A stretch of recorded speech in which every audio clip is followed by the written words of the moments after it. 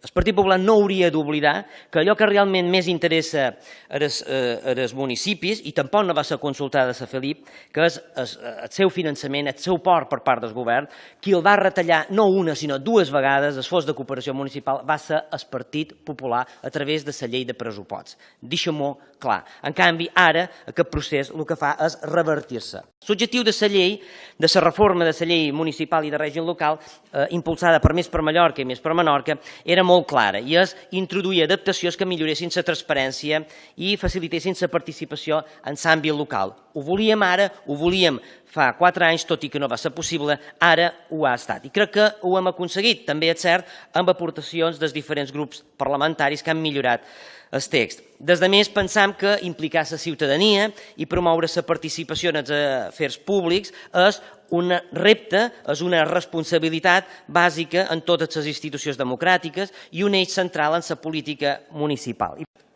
Quins eren els dos àmbits que volia abordar? Primer, la gravació i difusió dels plenaris municipals. És evident que no és concebible ni acceptable avui que es puguin prohibir les gravacions als plenaris com si es havia produït. Els plenaris són i han de ser públics com a principi general i com a tals qualsevol persona n'ha de poder fer tuits, n'ha de poder fer comentaris a Facebook, els ha de poder gravar. Avui els mitjans tècnics ens permeten transmetre els debats dels plenaris municipals en directe o disposar-ne les gravacions en múltiples formats, i això crec que ho hem de valorar com una oportunitat d'acostar les institucions als ciutadans, no com un obstacle o una dificultat.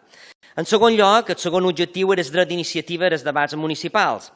Per garantir als ciutadans el dret d'iniciativa als debats municipals es va introduir, com ja s'ha recordat, un article, l'article 70 bis de la llei 7/85 de 2 d'abril, reguladora de bases de règim local, en la qual es reconeix als veïns l'exercici d'iniciativa popular. Ara bé, l'exigència d'aquest article 70 bis és tan gran, són tantes les signatures que s'han de recollir, que ha tingut una aplicació nul·la a l'Estat, però també a les Illes Balears. Posem, per exemple, a Palma és necessari replegar més de 40.000 firmes, un 10% dels habitants, perquè un ple tracti un tema.